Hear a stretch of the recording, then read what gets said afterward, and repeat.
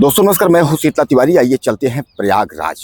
प्रयागराज में फिर एक घटना हुई है। प्रयागराज के गंगा पार स्थित सरायनायत एरिया है। सरायनायत एरिया में खुशीपाल नाम की युवती जो है, उसको एक प्यार हो गया था अस्मित कुमार वर्मा से।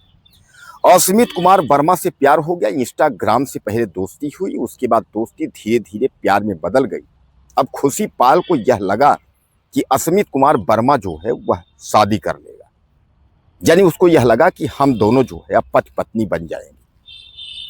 लेकिन वह बात जो है वो अस्मित जिसने प्यार किया था उसको नागवार गुजरी।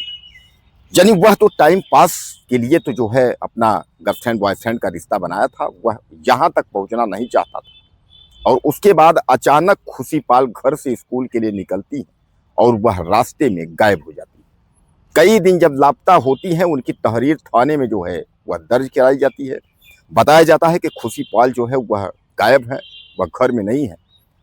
पता चलता है कि पुलिस चारों तरफ जो है वह लग जाती है और कई दिन के बाद उनकी जो बॉडी है वह बरामद होती है, यानी मिलती है झाड़ियों में, जहाँ के उनके शरीर को जो है खुशीपाल के शरीर को जानवर नोच लिए थे, यानी खा गए थे। केवल कंकाल ही बचा था। लेकिन बाद में जो है उसका कुछ शिनाख्त की वजह से जो है वह पता चला कि यह खुशीपाल का ही शव है, जिस शव को जो है अस्मित यानी उसके बॉयफ्रेंड ने जो है वह मार के और फेंक दिया था झाड़ियों में।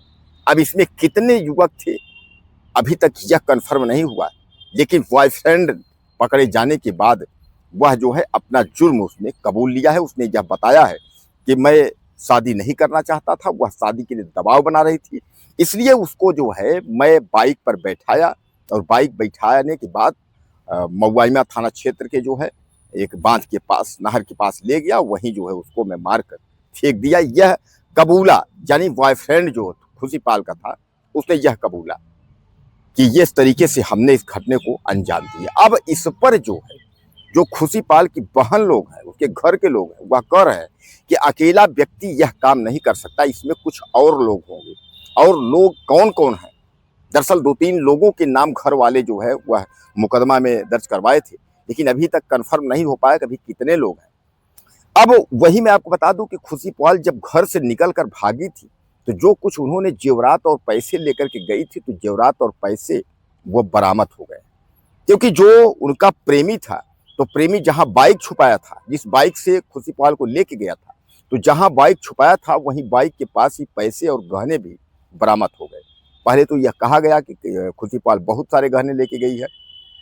बाद में यह पता चला कि खुशीपाल केवल शादी करने के इरादे से गई थी, जिसमें जो है पायल, बिछिया और क्या क्या होते हैं, जो ये सब खुशीपाल का जो है उसमें बरामद हुआ, जिससे यह तय हुआ कि खुशीपाल शादी के लिए ही जो है वह घर से भागी थी और शादी करने के लिए ही कि हम जो है बॉयफ्रेंड के साथ जो है शादी कर लेंगे।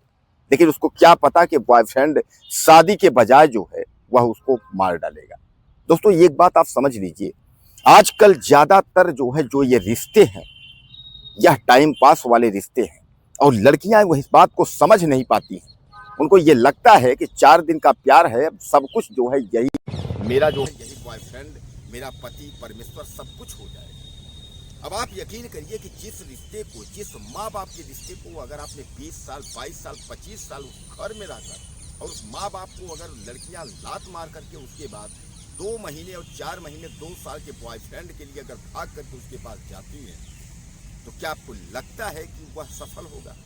अगर आपने 25 साल, 20 साल जहां रह करके खाया पिया पढ़ा, उस माँ बाप को अगर आपने धोखा दे दिया, तो सामान्य बात है कहीं आप जा रहे हो 2 साल 3 साल के रिश्ते में, तो अगर आप एक बड़े कई वर्षों का जहां खाया पिया वहां धोखा दे के आए हो, तो आप कितने बड़े धोखेबाज हो। तो आपको क्या लगता है कि साल 2 साल का जो प्रेमी है वो आपको जो है सही सलामत रखेगा? आप तो ऑलरेडी धोखा दे करके आए हो माँ बाप को। वो भी समझेगा कि जब यह 20 साल, 22 साल, 25 साल खा करके घर में और उस माँ बाप की नहीं हुई, तो यह मेरी क्या होगी? तो कहने का तात्पर्य ये है कि आजकल युवतियाँ, लड़कियाँ यह बात समझती नहीं और दरिंदों के हाथों में फंस जाती हैं, और बाद में पता चलता है कि उनकी हत्या कर दी गई, निर्मम हत्या कर दी गई। शायद है कि अब वह उसके बाद तो दुनिया में लौट कर नहीं आएंगे, और जिस वक्त अगर हादसा होगा उस वक्त कोई भी नहीं रहेगा। इसीलिए जो लव मैरिज और अरेंज मैरिज को लेकर के जो बातें बनी हैं, कहा जाता है कि जो शादियां होती हैं उसमें दोनों पक्षों का दबाव होता है, इसीलिए वह रिश्ता जो है बरकरार रहता है। और जो लव मैरिज है उसमें तो आगे पीछे कोई नहीं है, दिल का मिलना है, दिल का मिला है तो ठीक है, दिल का मिलन खत्म, उसके बाद रिश्ता खत्म। तो कहने का तात्पर्य ये है कि इतनी बड़ी भूल नहीं करनी चाहिए। और दूसरी बात यह है कि लड़कियां जो है सीख भी नहीं है, क्योंकि यह गंगा पार की मऊआइना और सरायनाई की जो है पहली घटना नहीं है। इस तरीके की बहुत सारी घटनाएं वहाँ हुई, फिर भी जो है लड़कियां वही कदम उठाती। आपको याद होगा इसके पहले भी एक जवान ने जो है एक लड़की की हत्या कर दी, और वह भी शादी के लिए ही दबाव में उसको बना रही थी, तुम शादी करो शादी करो। वह भी उसको जो है हत्या करके जमीन में जो है शव को दफना दिया था, आपको याद होगा। और उसके बाद जो है फिर जो है यह खुशी पाल ने फिर वही गलती की। यानी कहने का तात्पर्य यह है कि शादियों के लिए जो लड़कियां घर से भागती हैं तो शादियां नहीं होती हैं, लेकिन उनके शव जरूर बरामद होते हैं, उनकी हत्या जरूर हो जाती है। बहरहाल ऐसी गलती आप बिल्कुल ना करें। और हम खासकर जो है उन सभी लड़कियों को ये कहना चाहेंगे कि अपने माँ बाप का ख्याल रखें। माँ बाप जो है वह बहुत कुछ है, वह आपकी खुद जहाँ आप चाहेंगे उस हिसाब से शादी करेंगे, लेकिन फिर भी अगर आप नहीं सुधरते हैं, नहीं ऐसा कुछ करते हैं, तो इसी तरह के घटनाओं का जो है आप शिकार हो सकते हैं। बहरहाल अपना ख्याल रखें, सतर्क रहें।